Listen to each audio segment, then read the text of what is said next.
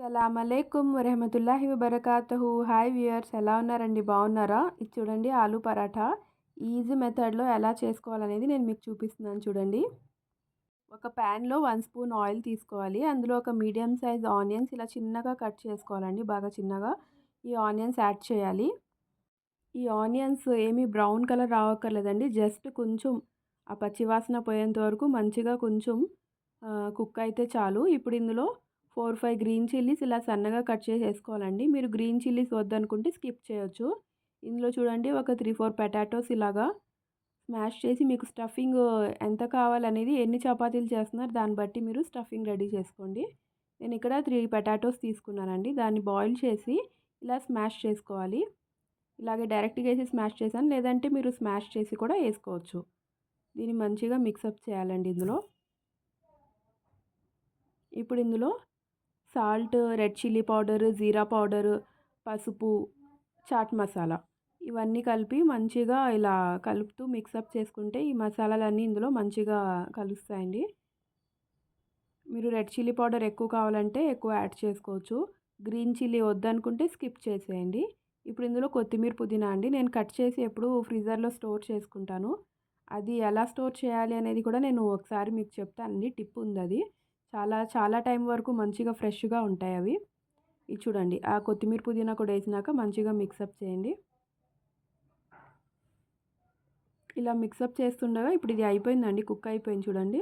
ఇలా సపరేట్ అవుతుంటుంది ప్యాన్ నుంచి, ఇలా కుక్ అయిపోయినట్టే. ఇప్పుడు దీన్ని కూల్ అవడానికి పక్కన పెట్టేయండి, స్టవ్ ఆఫ్ చేసి. ఇప్పుడు చూడండి, ఆటా అండి. ఆటా గోధుమ పిండి అండి ఇది. గోధుమ పిండి నార్మల్ ఏ పిండి అయినా వాడచ్చు. మీరు చపాతీస్కి ఎలాగైతే కలుపుకుంటామో అలాగే కలపాలి. కొంచెం సాల్ట్ వేసి, వాటర్ వేసి కలిపేయండి.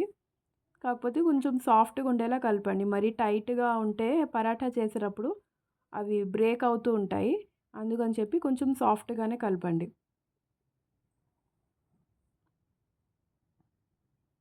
ఇప్పుడు చూడండి, మనం పేడా తీసుకున్నామండి. అంటే ఏ సైజు కావాలనేది ఆ సైజు, అదే సైజులో మనం ఈ స్టఫింగ్ కూడా తీసుకోవాలి. సేమ్ సైజ్ తీసుకోండి, అప్పుడే టేస్ట్ మంచిగా ఉంటుంది. మీకు లేదు అది ప్రెస్ చేసేటప్పుడు స్టఫింగ్ బయటకు వచ్చేస్తుంది, ఓవర్ అయిపోయినట్టు అనిపిస్తుంది అంటే మీరు స్టఫింగ్ తగ్గించి ఈ ఈ రోటీ ఇది పేడా ఏదైతే ఉంటుందో అది సైజ్ కొంచెం పెద్దది తీసుకోండి. స్టఫింగ్ అనేది కొంచెం తక్కువ తీసుకోండి, లోపల స్టఫింగ్ చేసేది. ఇప్పుడు ఇలాగా రౌండ్ చేసుకోండి. రౌండ్ చేసుకొని ముందు ఆ స్టఫింగ్ అనేది లోపల పెట్టండి, పొటాటో స్టఫింగ్. ఇప్పుడు ఇలా లూజ్గా మనం గోధుమ పిండి ఏదైతే సైడ్ పెట్టుకున్నామో దాన్ని స్ప్రింకిల్ చేసుకుంటూ చేయండి. గోధుమ పిండి స్ప్రింకిల్ చేయడం వల్ల ఏమవుతుందంటే అది పరాఠా స్టిక్కీగా అవ్వకుండా ఉంటుంది. మనం ప్రెస్ చేసినప్పుడు ఎంత యూస్ చేయగలిగితే అంత యూస్ చేయండి. ఎక్సెస్ ఏమైనా ఉంటే మనం చేత్తో ఇలా అంటే అది రఫ్గా బయటకు వచ్చేస్తుంది. చూడండి, ఇలా క్లోజ్ చేసుకోవాలి. ఇలా క్లోజ్ చేసి మంచిగా పైన నాట్లా చేసి మనం చేత్తో ప్రెస్ చేసుకుంటే,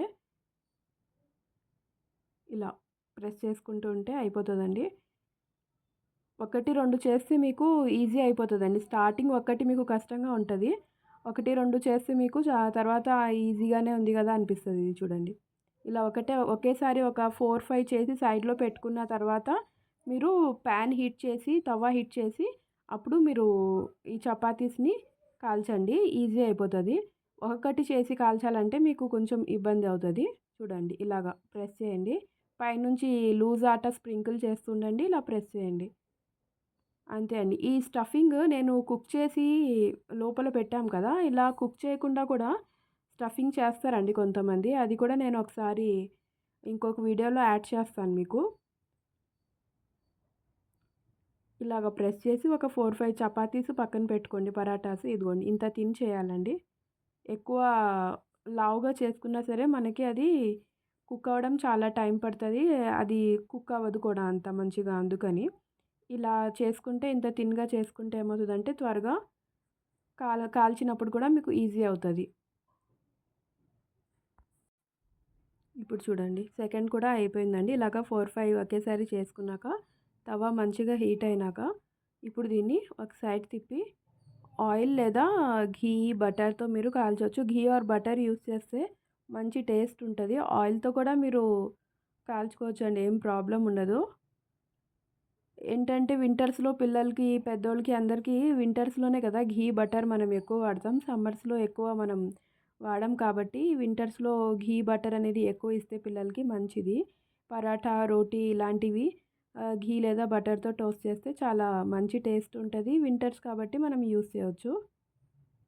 ఇలాగ సెకండ్ టర్న్ తిప్పి సెకండ్ టర్న్ ఘీతో నేను ఇలా టాస్ చేసుకోవాలండి మొత్తం. దీనికి సైడ్ డిష్ కూడా ఏం అక్కర్లేదండి. మీరు ఇలాగే తినొచ్చు. లేదంటే సాస్‌తో తినొచ్చు. లేదంటే ఒక 2 స్పూన్స్ పెరుగు పెట్టుకొని తినొచ్చు సైడ్‌లో డిప్‌కి. లేదంటే పుదీనా చట్నీ లేదా కొత్తిమీర చట్నీ, టమాటా చట్నీ ఇలాంటివి కూడా టమాటో, పుదీనా చట్నీ ఈ కాంబినేషన్ కూడా చాలా మంచిగుంటది ఆలు పరాఠాతో. మీరు ట్రై చేయండి ఈ పరాఠాసు చాలా టేస్టీగా ఉంటాయి. ఇది మనం పరాఠా ఇలా కాల్చినప్పుడు పక్క నుంచి స్టఫింగ్ మధ్య మధ్యలో వస్తుంటది.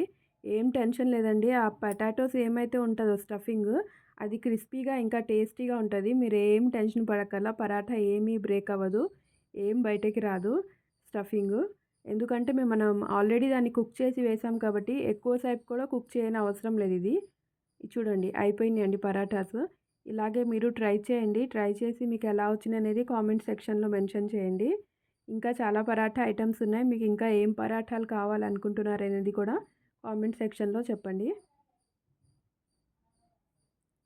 అయిపోయిందండి. మీరు ట్రై చేసి ఎలా వచ్చిందనేది చెప్పండి. అల్లా హాఫీజ్.